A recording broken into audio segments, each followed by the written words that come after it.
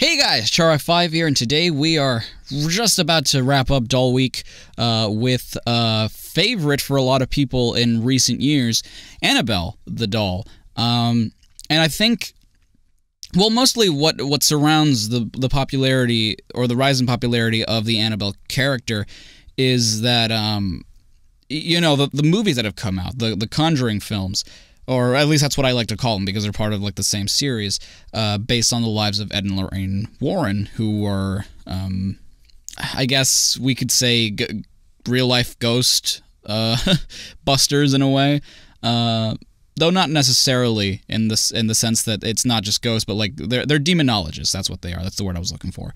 And well, were, I guess, is a more accurate term because they used to do that more in the 70s and back in the day. But the funny thing about, well, I guess funny is a really loose term, but the thing about their stories and those movies is that they have some basis in reality, or, you know, alleged reality.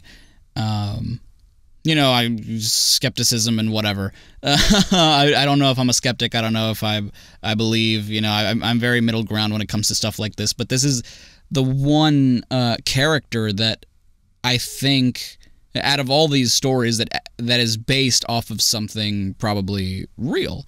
Well, no, I guess technically The Exorcism, The Exorcist with Reagan technically was also based in reality, and a lot of the characters are based on other actual murderers, but this is a more concrete, like, this is directly related to a certain event. And I haven't seen Annabelle Creation, but I've seen Annabelle, and it was a while ago. The setting for it was actually really funny because I was with my entire, like, extended family, because back in Mexico we would always get together. Extended family is not a thing in Mexico. Like, your cousins, your aunts, uncles, grandparents, everything, they're your family. There is no... Extended family would be like your parents' cousins. Like, that's extended family. But when it comes to cousins, your own cousins, your uncles, your aunts, everything, like, that's just immediate family. So we would get together every Sunday, and on one particular Sunday, I don't remember exactly how long ago, a lot of us were there, and it was around the time that Annabelle had come out. No, not by the time it had come out. It was already out on DVD. We got together and were watching the film, just all of us, in like a kind of a dark room. So it was kind of fun because we don't usually do stuff like that. So, like, to get around and watch a scary movie, you know, and commit to watching it, I think was really interesting. I didn't really pay much attention to it. I was never particularly too interested in watching the movie.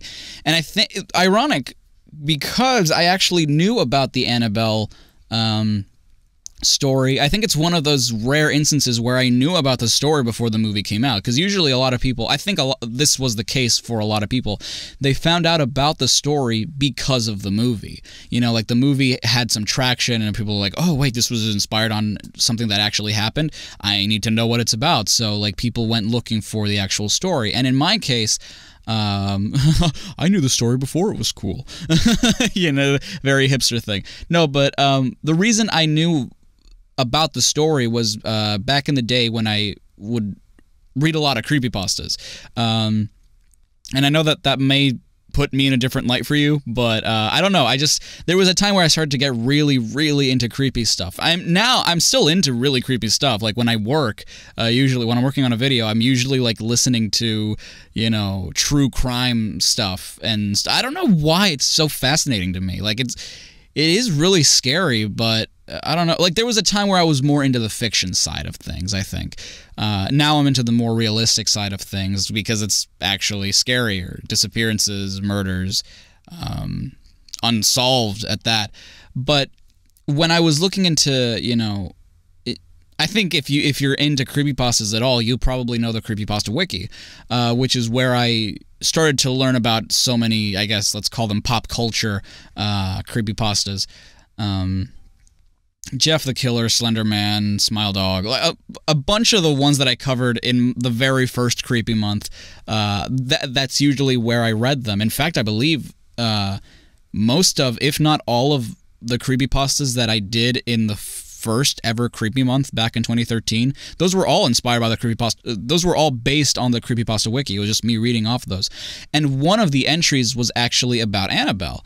And I don't know why it interested me so much. I guess it's because I've always been interested in like character creepypastas where it's like, oh, there's a certain character that they're talking about or a certain person. Because there's just something, because it's a person, it's more personal, you know? So I saw the name and I figured, you know what, okay, I'll give this a read. I honestly don't know exactly why I was drawn to read it, but I was like, oh wow, well this is interesting. Little did I know that because I know creepypastas don't have basis in reality. In fact, back when I was reading them, I had trouble deciding, like, okay, this is complete bullshit. This one might be real. This one, there's no way on earth this is real. Annabelle always struck me as like, this is a really interesting story, but there's no way it's real. And then, you know, I hear about the movie coming out. I'm like, no way. Like, okay, well, I didn't know that story would become so popular. And then I find out, it's like, oh, this was an actual thing covered by the Warrens. Like, oh, I honestly didn't know that. And the story, I think, I don't know. It is really one of those simple stories that how do you make a movie? I mean, they did, but it has nothing to do with the real life events. Well, the alleged real life events. And I think this is a really, I guess, kind of maybe confession time, I guess. I believe, you know, a little bit in the supernatural. Like I am, you know, I do believe in science, and I am to an extent a skeptic, but I also believe that there are certain things that can't be explained, because I feel like there are a lot of instances where, you know, people who believe in science, well, I mean, you can't not believe in science, but what I'm saying is there are a lot of instances where people are like, oh, okay, well, yeah, that's hard to explain, but there is an explanation for it. It's like, well, okay, but what if that explanation is just paranormal? Like, I like to see all sides of things, and that's why the subject of Annabelle to me is so hard to, like, analyze, because it's like, well, yeah, it could, especially in a day and age like this, where, like, even if a video came out tomorrow where it's like, oh, this is actual footage of the actual Raggedy Ann, which is the actual original doll. I don't know why. Maybe they couldn't get the licensing rights to Raggedy Ann, or maybe they just wanted to make something more original with it. I don't know. But like, this is the actual Warren Estate Raggedy Ann Annabelle doll moving and doing weird stuff. It's like, if that came out tomorrow and if it was actually true, no one would believe it. Like, everyone would just be like, oh, nice meme, dude. How did you get that to work? It's all digital tricks anyway. It's like, unfortunately, I do think that, and it's because I also think it's because it's never actually happened. So it's hard to get something like that on camera, because even if it is true, no one's going to believe you.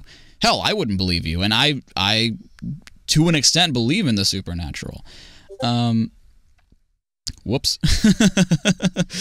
But yeah, you know, like, it is a very interesting read. It's a very interesting story, and I do really think that maybe something like that could be possible. And if not, it is still really interesting. I do have this disdain for people who are just like just sourpusses and party poopers, because it's like, oh, that can't ever happen. It's like, well, no, but what if it could, though? Like, that, it's not whether or not it can, but it's like, it's suspension of disbelief, you know? Once you have that ideology of, this is impossible, this couldn't happen, it's like, okay, you're not fun.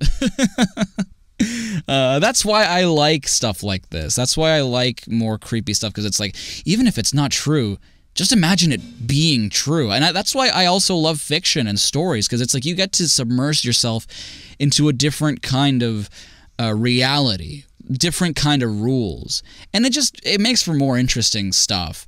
So yeah, about the piece, I knew that I didn't want to just do the Annabelle doll from the movies. I knew that I also wanted to do the actual doll of legend, which is why I included her like right in the back there. This is the final piece. I think I made Annabelle from the movie too happy. Like, I love the way the Raggedy Ann doll came out. I really do like the way she came out. I think she looks really cute. And, you know, I think it's because she has such a cartoon aesthetic to begin with. It was perfect for me because I love drawing cartoons. But when it came to the Annabelle doll, of course, because I'm trying to do it based on realism, or at least a form of realism, I'm going to get things wrong. I don't know why I have such a hard time with three-dimensional space. Like, if I'm doing the cheeks, like, I do it too elongated, or like I just do no... It's hard to explain, but I feel like whenever I draw realism, I don't do like the back of the head. I only do the front. It's really hard for me to do, and you'll see that in her cheeks. And placement of stuff, like, you'll notice that her eyes don't match. One's the wrong angle. The placement of the mouth in accordance with the eyes, like, it's just all warped and all, like, nothing is where it should be. But what do you think of Annabelle? Have you seen Annabelle, the original Annabelle creation?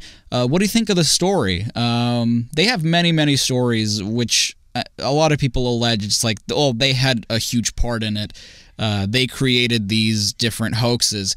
And yet, it's funny that I don't know if it's mass hysteria, because I don't, it's so weird, because I think mass hysteria is the one thing where I'm like, okay, you're just saying that. Like, mass hysteria can't be a thing, right? In the sense that if everyone... It's so weird to say, because I don't want to sound like an idiot, like an uncultured swine, or just super, super ignorant, but I find it too convenient that so many people have the same psychological issue at the same time and are seeing the exact same thing. That's just something I find hard to believe. That sounds more fictitious than an actual, like, demon. You know, it's like, oh, you're trying to explain it using something that sounds about as fake as what as what is being alleged here. I don't know. That's just me. Again, devil's advocate. I believe in science, but I also sort of believe in the supernatural. I believe that there's a little bit of both. Maybe there's something out there, and maybe it's just something I want to believe. I don't know. What do you think? Thank you so much for joining me. Tomorrow we will be wrapping up Doll Week with somewhat of a classic. It's more so the classic imagery, but not really a classic character. So I'll see you then, guys. Thank you so much for watching. Stay safe and stay awesome. This is Jar5, signing off.